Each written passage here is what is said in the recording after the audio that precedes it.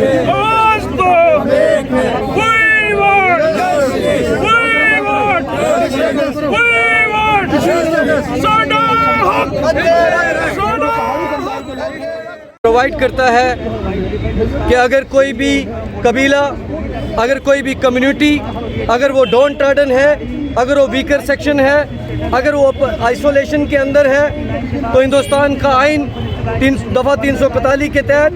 اس کو جو ہے شیڈیول ٹرائب کے زمرے میں لایا جا سکتا ہے۔ ہم جو سارے لوگ آپ کے سامنے یہاں پہ کھڑے ہیں،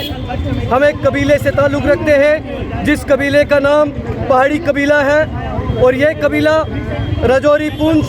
اوڑی، کرنا اور کشمیر کے کچھ علاقوں کے اندر پایا جاتا ہے، اور ہماری 40 سال سے ایک درینہ مانگ ہے کہ ہمیں شیڈیول ٹرائب کے زمرے کے اندر رکھا جائے۔ ہماری various recommendation time to time گئی، 1989 سے لے کے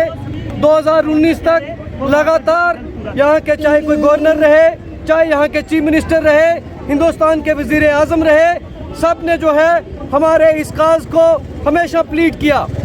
اور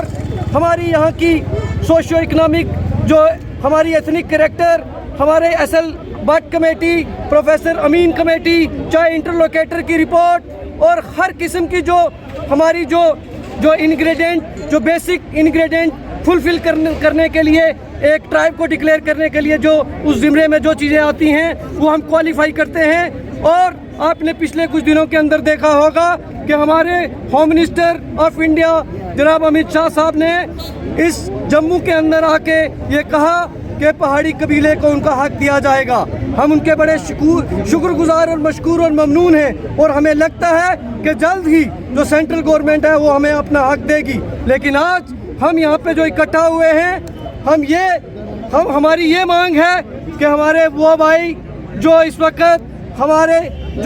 خلاف جو بات کر رہے ہیں اور جو یہ مطالبہ لے کے آ رہے ہیں کہ ہم ان کا حق لینے جا رہے ہیں، ہم نے ان کو،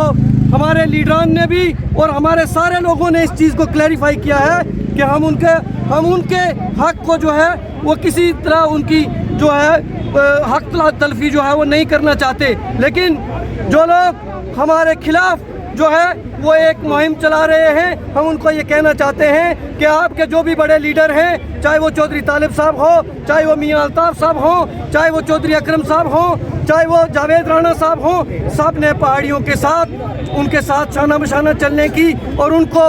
ایس ٹی کے اندر زمرے کے اندر لانے کی جو بات کی، ہم ان کے شکر گزار ہیں۔ لیکن میں ان ساتھیوں کو یہ کہنا چاہتا ہوں جو پروٹیسٹ کرتے ہیں کہ آپ پلیز ایسا کچھ نہ کریں تاکہ کل آپ کو ہمارے سامنے جو ہے وہ شرمندگی محسوس کرنی پڑے۔